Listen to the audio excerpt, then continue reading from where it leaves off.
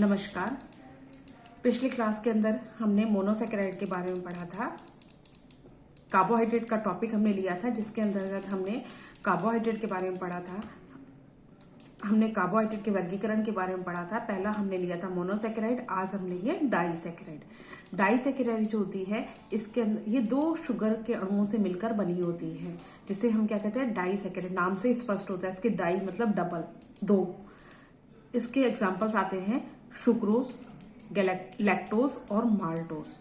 Sucrose की विशेषताओं के बारे में पढ़ेंगे, लैक्टोज की विशेषताओं के बारे में पढ़ेंगे और माल्टोज की विशेषताओं के बारे में पढ़ेंगे। डाइसैकेराइड C12H22O11 इसका फार्मूला होता है। इसका जनरल फार्मूला होता है C12H22O11, इसका सामान्य सूत्र होता है। इसे द्विशर्करा भी कहते हैं। डाइसैकेराइड शब्द का प्रयोग ऐसे पदार्थ के लिए किया जाता है जिसके प्रत्येक अणु दो साधारण शर्कराओं के मिलकर बने होते हैं। डाइसैकेराइड जो होती है, जल में घुलनशील, विसारशील, रवे बनने की क्षमता युक्त विभिन्न स्तर के मीठेपन के गुण में से युक्त होती है।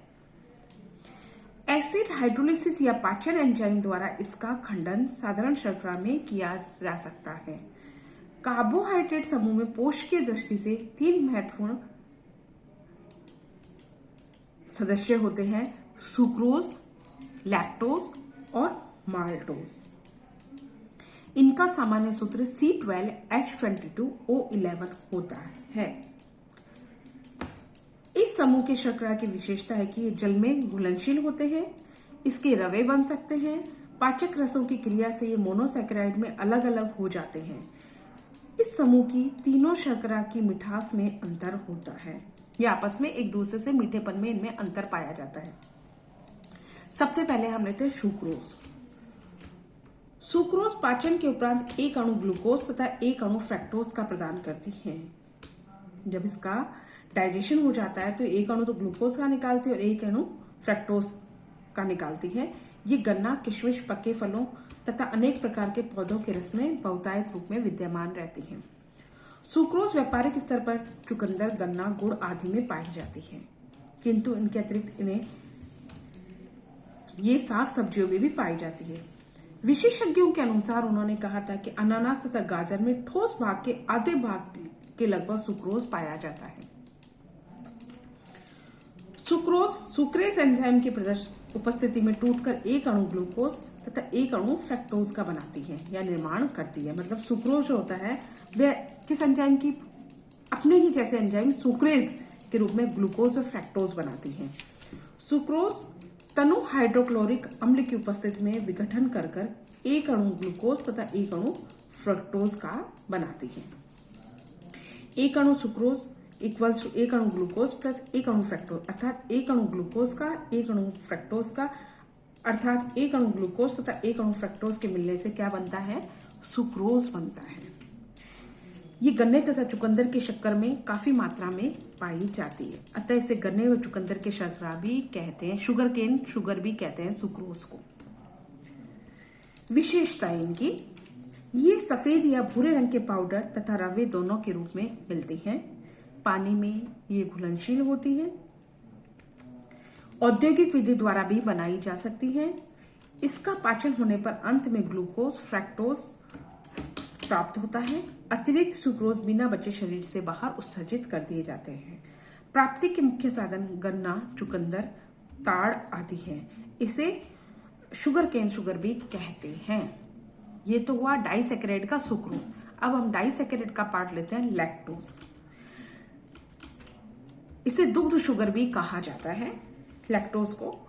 ये समस्त स्तनीय प्राणियों के रूप में दुग्ध में पाया जाता है। साधारणतः स्त्रियों के दूध में 6 से 7% तक, गाय व बकरी के दूध में 4 से 5% तक विद्यमान रहता है। इसका पाचन हो जाने के उपरांत ये ग्लूकोज तथा गैलेक्टोज बनाते हैं। वैज्ञानिकों का कहना है कि दुग्ध शर्करा नीचे के आंत्र पद को ठीक दशा में बनाए रखने के लिए बहुत सहायक सिद्ध होती है। बहुत से व्यक्ति इस प्रकार शर्करा को अधिक मात्रा में लेने के लिए पर्याप्त प्रयत्न करते हैं। इस कार्य के लिए वे या तो दूध का अधिक प्रयोग करते हैं या आहार में दूध से बने पदार्थों का अधिक उपयोग करते हैं। हमारे देश में इस प्रकार के दूध शर्करा का प्रयोग बहुत कम मात्रा में किया जाता है। यह अधिक घुलनशील नहीं होती तथा अन्य शर्कराओं से ये कम मीठी होती है। इन शर्कराओं का अत्यंत मीठा घुलनशील रूप बीटा लैक्टोज के नाम से प्रसिद्ध है। लैक्टोज जो होता है शर्करा वनस्पति जगत में नहीं पाई जाती। ये स्तन ग्रंथियों में लैक्टोज का निर्माण करती है।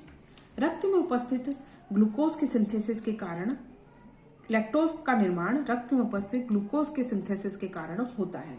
लैक्टेज नामक एंजाइम की उपस्थिति में लैक्टोज हाइड्रोलिसिस हो जाता है और एक अणु ग्लूकोज और एक अणु गैलेक्टोज का बनाती है। यानी कहने का तात्पर्य है कि लैक्टोज जो होता है वह जल के साथ मिलकर लैक्टेज नामक एंजाइम्स की उपस्थिति में क्या बनाता है, एक अणु ग्लूकोज और एक अणु गैलेक्टोज का बनाता है।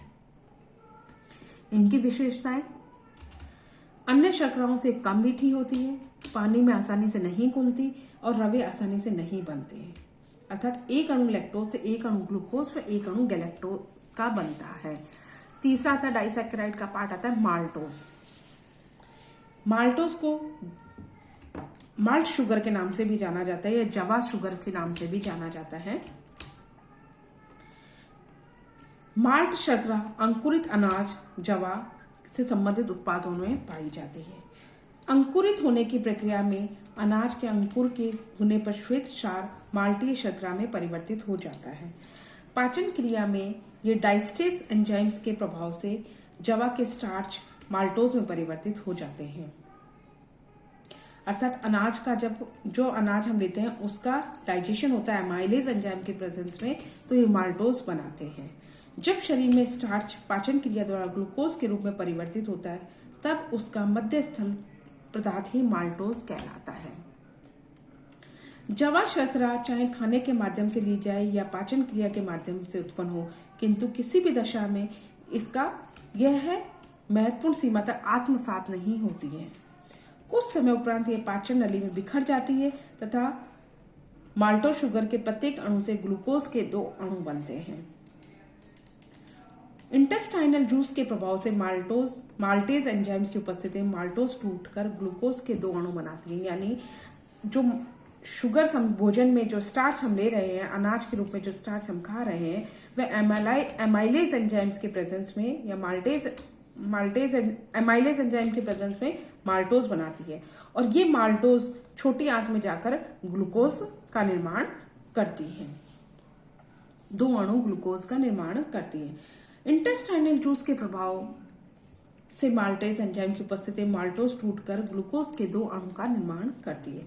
इस प्रकार अनाज के स्टार्च का जब पाचन होता है पहले वह माल्टोज में फिर वह ग्लूकोज में बदल जाता है। यानी कोई अनाज है, डाइट में हमने अनाज खाया है भोजन में, तो वह पहले एमाइलेज एंजाइम्स की प्रेजेंस में उसका डाइजेशन होता है, माल्टोज का निर्माण करती है।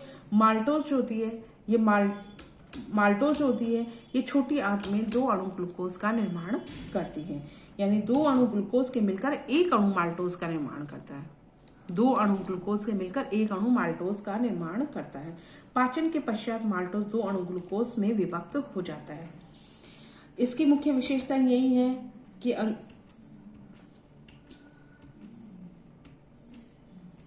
ये जल में अघुलनशील होती है और इनकी सिंपल फॉर्म जो होती है ग्लूकोज होती है। तो सबसे पहले हमने 3 चीजों को कंप्लीट किया। कार्बोहाइड्रेट का रासायनिक संगठन, अभी तक हमने जो कार्बोहाइड्रेट के बारे में पढ़ा वो था कार्बोहाइड्रेट क्या होता है, कार्बोहाइड्रेट का रासायनिक संगठन क्या होता है, कार्बोहाइड्रेट का वर्गीकरण क्या होता है। कार्बोहाइड्रेट के वर्गीकरण को हमने